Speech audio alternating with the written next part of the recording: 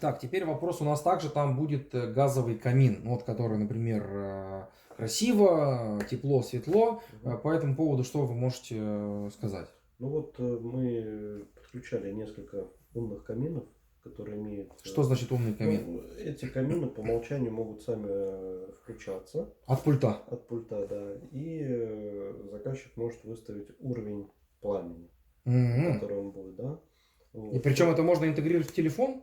Вот тут важно, чтобы при заказе камина с нами согласовали некие технические параметры. Вот, и в дальнейшем вот у нас, допустим, есть реализованные объекты. Покажите прямо вот так.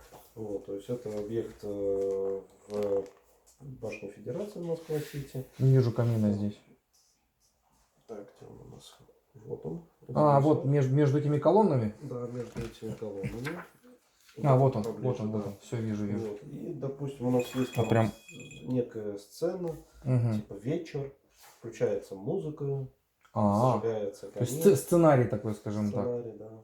Хорошо, а вот еще такой вопрос, помимо камина. У нас еще есть пожелание, или вот понять, если такая возможность, снимать данные, то есть уровень влажности там в отдельных помещениях, да? Да, легко. И если или сталкивались ли вы с какой-то системой увлажнения, но которая не интегрирована в систему вентиляции, а которая, например, то есть стационарно с автоматическим, давайте доумничаю, с автоматическим подводом воды, с датчиком влажности как-то взаимодействуют и находятся там в конкретных помещениях, где, например, мебели много, где дети спят. Я знаю, что для детей там влажный воздух это очень важно. Ну, отвечайте. Отвечаю. Значит, действительно, первое, значит, в нашем умном доме есть датчики влажности. Датчики контроля воздуха они называются. Вот, мы снимаем показания там, СО, там, качество воздуха и в том числе влажность. То есть мы при необходимости, если будут какие-то конкретные помещения, мы можем с этих помещений брать реальную влажность. Теперь дальше. Сама система увлажнения, она действительно может быть как интегрирована к системе вентиляции.